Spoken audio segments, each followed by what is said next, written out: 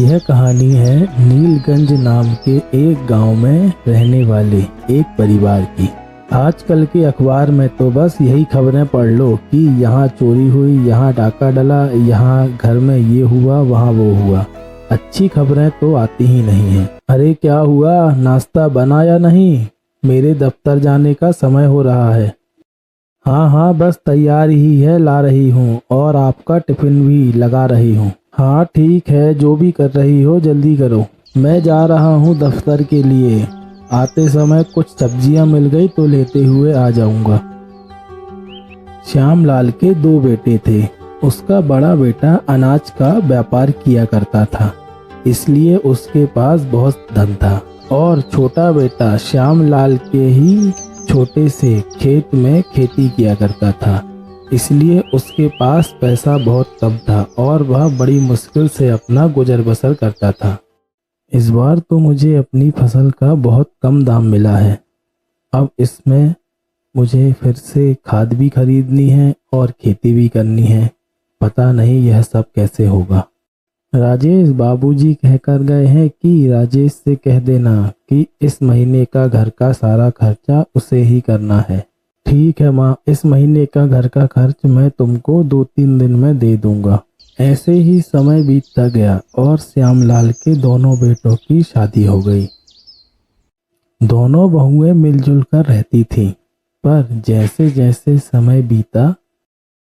यह क्या है जी, घर का सारा खर्चा आप ही उठाएंगे क्या? जब से मैं आई हूँ तभी से देख रही हूँ।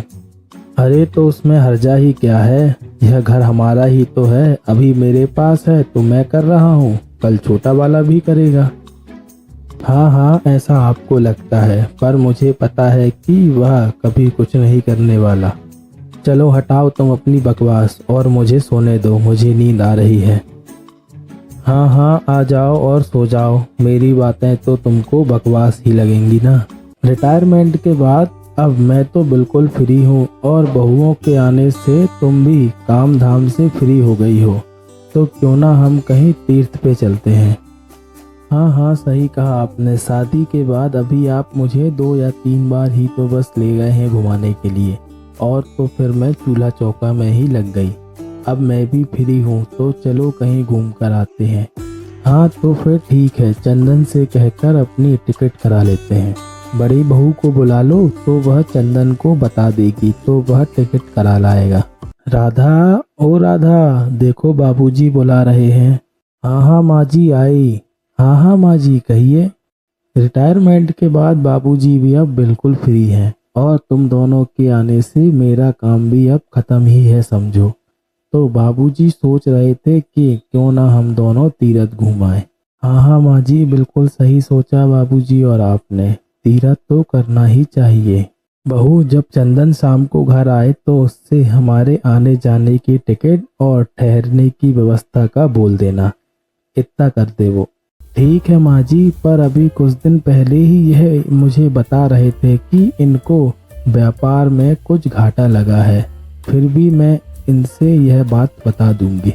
सारा खर्चा बस मेरे पति से ही करवाने के पीछे पड़े रहते हैं। अभी आने जाने खाने पीने में 20 से 25 हजार रुपए इनके खर्च हो जाएंगे।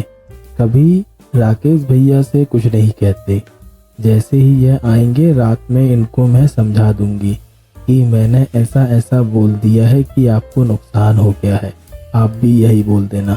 श्यामलाल अपनी बहू के कहने का मतलब समझ गया था, और इसलिए उसने तीरथ पे जाने का ख्याल अपने मन से निकाल दिया। रात को चंदन जब काम से लौटकर घर वापस आया तो राधा ने उसे भी सब कुछ समझा दिया, और यह भी समझा दिया कि इस विषय में माँ बाबूजी से कोई बात न की जाए, क्योंकि वह बस तुम्हारा पैसा खर्च करवा रहे हैं। और चंदन अपनी पत्नी के कहने पर आ गया, और उसने माँ बाबूजी से तीरथ में जाने की कोई बात ही नहीं की। अपने बेटे और बहू के ऐसे व्यवहार से श्यामलाल बहुत दुखी था, पर वह किसी से कुछ नहीं बोला, और वह सही समय आने का इंतजार करने लगा। समय बीता और चंदन को एक दिन पुत्र रत्न की प्राप्ति हुई। चंदन, अपने बेटे के भविष्य के बारे में तुम्हारा क्या सोचना है? जी पिताजी, भगवान के आशीर्वाद से मुझे इतना अच्छा पुत्र प्राप्त हुआ है। मैं उसे किसी भी चीज की कमी नहीं होने दूंगा और मुझसे जो हो पड़ेगा मैं उसके भविष्य के लिए वह सब करूंगा। हाँ हाँ चंदन बेटा, यह तो सभी पिता का फर्ज होता है। सभी पिता अपने पुत्र के भविष्य के लिए सब कुछ करते हैं। मैंने भी तुम लोगों के भविष्य के लिए अपनी जीवन भर की पूंजी लगा दी थी। तुम्हें याद होगा जब तुम्हें अनाज का काम चालू किया था तब मैंने तुम्हें 35,000 रुपए दिए थे। तुम्हें याद है ना? हाँ हाँ पिताजी, मुझे बहुत अच्छे से याद है। आपने मेरे और राकेश हम दोनों के व्यापार के लिए आपसे जितना हो बन पड़ा आपने सब किया। आज तुम जो कमा रहे हो वही तुम अपने बेटे के भविष्य को बनाने में खर्च करोगे। और यदि मान लो वही तुम्हारा बेटा तुम्हारा बुढ़ापा आने पर तुम्हारी छोटी छोटी जरूरतों का भी ध्यान न रखे तो तुम्हें कैसा लगेगा? चंदन और राकेश दोनों ही यह समझ चुके थे कि बाबूजी उनसे क्या कहना चाहते हैं और इसलिए दोनों बाबूजी से कुछ बोल नहीं पाए। माँ या बाबूजी ने आपसे कहीं जाने के लिए कोई बात तो नहीं की ना? सुनो, वह मेरे माता पिता हैं और उन्होंने बचपन से लेके अभी तक मेरी सारी जरूरतों को पूरा किया है। और जब आज उनका बुढ़ापा आ गया है और वह लाचार हैं, तो ये नहीं कि मैं उनका साथ ना दूं। उनको तीरथ जाना हो या कहीं भी, मैं हर चीज में उनके लिए पैसे खर्च करूंगा और आइंदा तुम मुझे इस विषय में मुझसे कोई बात नहीं करोगे। इस उम्र में उनके सारे खर्चे उठाने का अधिकार मेरा है क्योंकि उन्होंने उस समय मेरे ऊपर पैसे खर्च किए थे। यह तुम्हारी पहली गलती है, इसलिए मैं तुमसे कुछ नहीं कह रहा हूँ।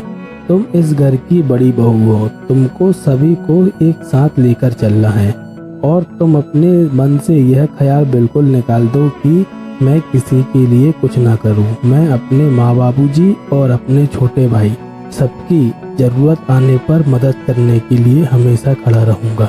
यह देखिए पिताजी, मैं आपके और माँ जी की तीरथ की टिकट ले आया हूँ और साथ ही इसमें मेरी, राकेश की, छोटी बहू की और राधा की सबकी टिकटें हैं। बाबूजी, हम सब एक साथ तीरथ पर चलेंगे।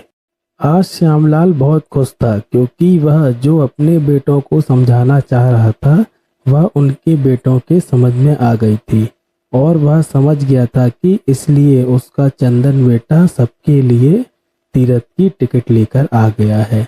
और फिर इसके बाद सारा परिवार एक साथ तीरथ के लिए गया।